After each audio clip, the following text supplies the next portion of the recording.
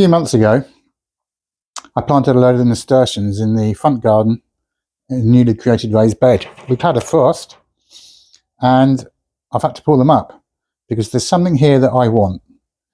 And part of today's job is to begin to harvest these guys, the seed pods. And once I've got them all harvested, I can pickle them. And we can use them as a spicy alternative to capers. Very easy to pull off, but I've got a lot there to do. And then the plants, as usual, straight on the compost. Now let's get into today's video about blight.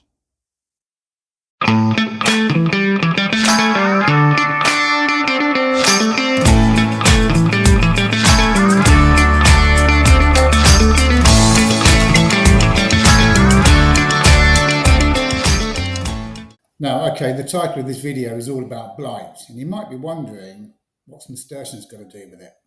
Well, it's kind of connected because basically we've had a recent spell of cold weather where it snapped off the life of the nasturtiums. So I've harvested the seeds and that goes on the compost. Absolutely fine because there's no disease in it whatsoever. And it's the same with the tomatoes that we've had growing outside. A few weeks ago, I harvested the last of the tomatoes, and remember we've had over 62 kilos of those guys here this summer, all grown outside, not under cover, and I let the plants continue to grow just to see how much growth I would get before the first frost came. There you go. Bit of a tongue twister. Now they've died back, but because they've had no disease, I've been able to put those plants straight onto the compost heap. Now, the next video I've put together in a proper studio, if you want. We're getting about today because we're going to be outside again soon. But at the moment, we're in the conservatory, mainly because of the wind and a little bit of rain that we've had. And when it hits the metal roof, you can't hear a word of what I'm saying. Anyhow, we're going to look at the video that I put together to talk to you all about blight. And we're going to look at things like its causes and really what we can do about it. So let's get into that video now and then we'll catch up afterwards. Okay, now we're back in our nice warm cozy studio. And this video is all about blight, a disease that affects both potatoes and also tomatoes. We're going to look at the causes, the symptoms, prevention and the control of blight. It's caused by different types of fungi that love warm and wet weather. There's two main types, early and also late blight. Now, early blight is caused by a fungus which usually affects older leaves, and this causes brown or black spots with concentric rings. In the case of potatoes, it can also affect the tubers, creating dark, dry and corky lesions on the surface and also inside. Early blight is more common in North America rather than in Europe. On the other hand, late blight is caused by another type of fungus-like organism, and this can rapidly spread through the plant, causing watery rot of the leaves and the stems. It will infect the fruit, causing brown or black patches that turn soft and mushy. Now, late blight is the same disease that caused the Irish potato famine in the 1840s. Blight can be spread in different ways, depending on the type of the pathogen. Here's some of the ways it can be spread. Spores or bacteria that are carried by the wind, by rainfall, by insects, or by animals from infected plants to healthy ones. Contaminated soil, water, seeds or tubers that come into contact with healthy plants is another cause. Garden tools, clothing or hands that are not cleaned properly after handling infected plants doesn't help. To prevent or control blight, we should really look at the following ideas. We can choose resistant varieties of potatoes and also tomatoes. We can avoid overhead watering, as this can splash the spores or bacteria onto healthy leaves. Some experts believe that by watering the soil directly can splash any spores present upwards onto the plant. We would want to remove and also destroy any infected plant parts as soon as we can. Practicing crop rotation and good hygiene can reduce the risk of the infection. the spores of both early and late blight can overwinter in our soil, especially if they're protected by organic matter or plant debris. Now, the exact potential lifespan of the spores is not known, but they can survive more than one winter and infect new plants in the following seasons, hence crop rotation. The distance that the spores can travel depends on several factors such as the wind speed, the humidity, the spore size and the spore release timing. The average distance that the spores can travel is estimated to be around 10 to 100 metres. However, under the right conditions, the spores can travel much farther, even up to several kilometres. Therefore, it's important to monitor the weather and the disease outbreaks in your area so that you can take preventative measures accordingly. Now let's go back outside to the shed. And don't forget, you can join the channel by clicking the logo in the right hand corner of your screen at the bottom. So there we have it, a short but sweet summary of blight. It is a horrible thing to have, and if you get it, it can be quite frustrating. I know there's a lot of guys in the UK that suffer from it, be it potato or tomato blight, and it tends to be, as we've just seen, the late version of blight rather than the early guys that happens over North America primarily. But when you get it, boy, does it hurt. So we've seen there what we can do, but maybe there's something else that we should be looking at and twist it around just a little bit more. We all know I like a bit of a twist. So let's have a look at that particular theory that I've got in my head, because I reckon it could well be relevant. One interesting fact in that video was the distance that the spores can travel on the wind or in the rain. In some instances, quite a few kilometres. Now, it's bringing me back to mind a post that I was involved with on social media recently where people were talking about blight and somebody said that the spores could travel up to 30 miles. Well, I don't know about that, but it's a possibility, I guess. I'm not here to discount that. The fact is that once it starts, it's going to go. And obviously in the video there, it did mention that we need to be looking at things like our weather forecast, just to keep an eye out, and also in our local environment. So that is key. But I reckon there's something else that we can be thinking about here. Now, we're on our travels again. We're going to go outside and you're going to look at a video that I shot earlier on this morning. And basically, it's of a bed where I had some tomatoes growing. Now, they're the ones that I took out recently because of the frost. And it shows you what I've done. And the reasons why I've done it is because I really want to help the health of the soil improve. I think that this is key. So let's go and have a look at that and we'll come back here in a second. So this is one of the beds where we had the tomatoes, or some of the tomatoes growing this year. The frost has damaged them and killed them off, so they've been removed. And I've now dropped on some horse manure to rot down over the winter to feed the soil. Done the same the other side here. This bed is yet to be cleared. There's a few carrots there. You can see some mice have had those. And a couple of fennel. And then when they're cleared out in the next few days, I'll continue with that horse manure to fill this bed up completely and keep it fed for the winter. So tomatoes were in here last year, or this season just gone rather. And I'm thinking what I might do is grow the nasturtiums up this trellis and also that one there to get a bit of colour into the area and increase the pollination of all the other veg through the insects. So here's my twist. A plant is a living organism, yeah? Okay. So is a human. Now, if you compromise the immune system of a human being, if it picks up a disease or an ailment, it's very hard for the body to fight it because the immune system is weakened. So what do?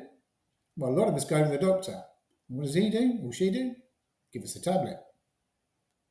Then we get a side effect.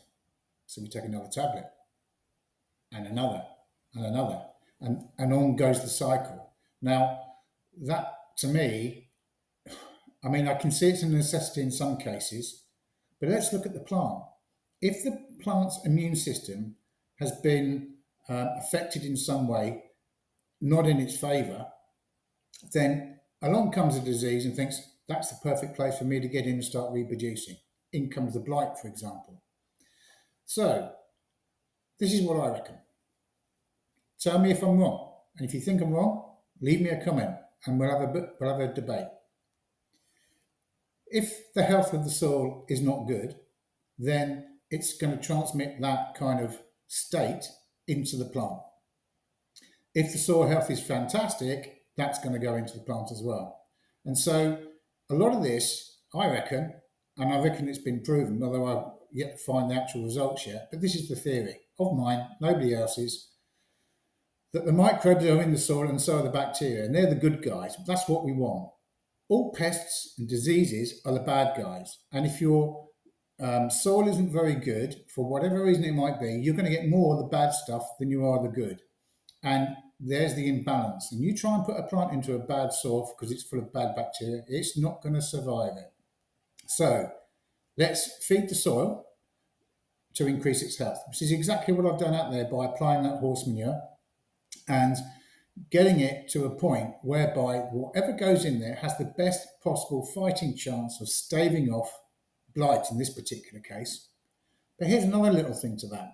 In the video, the first one, it spoke about the fact that the spores overwinter. Okay, but if you've got decent bacteria in the ground in the first place, they're going to kill them off, aren't they? Now, I've got all kinds of theories up in my brain up there. Maybe they're a bit evaporated after my number 5 haircut. You may have noticed, regular viewers, it's normally longer than this, but I went into a barber recently, asked for a number 5, and I got a 5mm, not a 5 on the clippers. Anyway, never mind. I reckon I've got something here. Soil health is definitely, we know, is related to plant health. We know that. That's why we're following the regen system. That's why we've developed it. Now, that is a key thing. If we've got diseased plants, then obviously from the main video there, we've got to dispose of them so we don't spread it. Absolutely fine with that, although it's such a shame. Some people say that it's okay to put blight infected plants onto the compost. But if the spores are going to overwinter in your soil, in your main bed, then they're going to overwinter in the compost. Doesn't matter how hot you're going to get it, you're always going to have some because you're not going to kill them all. So for me, I don't like doing it. I could do a number of things. I can bury them, so that's digging a hole. Well, under regen, you can dig, but only when necessary. Or I can tie them up into bags and then they go into landfill. But does that solve the issue? It's a tricky one. At the moment, I'm of the mind of doing one of two things. I can either bury them or I can burn them. And if I burn them, okay, I could be releasing some carbon into the atmosphere, but I'm killing the spores and I've got the ash residue and I could use that somewhere else around the garden because the ash can be treated as potash and that can go on the compost, as an example. Yet to be trialled, we'll see. But I don't get blight here. And I don't get blight for a number of reasons. One, I don't have the climate. 2, I grow them outside. And that allows me then to have point number 3, lots and lots of air circulation. Now, I didn't have any issues this year with powdery mildew on my squash plants. And there's a video that I'll link in the description below that shows you that. In fact, I'll put it on the end screen. You can have a look. Where I pruned back a lot of the leaves of the plants to allow the air to circulate and also the bees to come in and pollinate. And if you watch the video, you'll see how this bee greets me, totally unannounced, totally unscripted, but quite amusing. So air circulation is another thing. There was a conversation during the video about, or point made about the fact about watering from above is better to water below. And some people say, well, you don't want to do that because the spores will splash up. Well, if you can't water down because they're going to splash down and you can't water to splash up, what are you going to do? So there's so many things out there. The only thing really we can do is to stop it in the first place. Okay, blight resistance. Yeah, maybe. But if we can do things like, if you're growing undercover, get that air circulation going. Without fail, that is going to help you no end. Watch your local weather forecasts, as already mentioned, and just keep on top of it. Don't take your eye off it, because once it takes hold, you've got problems. You're not going to stop it. Crikey, this video is turning out to be a real doom and gloom job, isn't it? Well, let me give you something to cheer you up. I've got a newsletter, and you can subscribe to that newsletter in the link down below, And we've also got a podcast. I must be mad. What's the idea of those? Number of things. The first point is, whether it's the YouTube channel, a podcast, or a newsletter, the more information I can get out there to educate people and show them that there is an alternative, then the better. The newsletter will carry articles that don't necessarily appear on the podcast or in videos like this that come out every Friday. So the newsletter is going to be on a Monday, the podcast is going to be on a Wednesday, and these videos come out on a Friday afternoon. So you've got no excuse really. You can't get away from me. I'll hit it all over Facebook and Instagram and everywhere else. You get sick of the sight of me. But I'm not into doom and gloom. I'm quite a positive person, although I may not have a happy face. The fact is that any situation that appears in my garden or growing space, if I can turn it to my advantage, I'll do so. In the case of blight, that's a tricky one. If you've got it, I can't see how you can turn that to your own advantage except by learning. That's the only positive you're going to get out of it. Learn from a mishap. And maybe we should revisit the idea of crop rotation. I spoke about that recently, and I kind of hinted at the fact that I don't do it deliberately. But in certain plants, yeah, I do. And I did say that in the video. One are the Brassica family, because I want to avoid clubroot or clubroot rot. I didn't even say it right in the last video, and I haven't said it right now. Clubroot. Yeah, clubroot. And blight with tomatoes. They're the two things that I'm constantly thinking about relocating somewhere else. And the other advantage of having rotation is not only is it solving the issues with that kind of problem like blight, but also it's going to help rejuvenate the soil by giving it different nutrients from plant groups. Do you get what I mean? I hope you do. Well, for now, that's all I can say on the issue with regards to blight. I really do hope that you didn't get it this year. And if you did, you've learned something from this and you now know to plan ahead for next season. Don't be put off by it. If you've got it and you've had it in the greenhouse, get that greenhouse cleaned. Use baking soda and water and maybe a bit of vinegar on the glass. That keeps it organic. It's entirely up to you how you do it, but that's going to be a number one thing there on the hygiene side of stuff. You can't really replace the soil because you'd have to dig out the whole of the greenhouse, I'm guessing, just to put it in again, and that's not cost effective. So I really hope you didn't get it this year. I know a lot of you have, and maybe this video will go some way towards you next year not getting it, and if you do, having it as least as possible. But for now, it's a windy day outside for me, so I wish you a great weekend. Join the newsletter for Monday by subscribing. Don't forget the links there. Or join the channel by clicking the link on the right hand side, and I will catch up with you very soon, one way or another.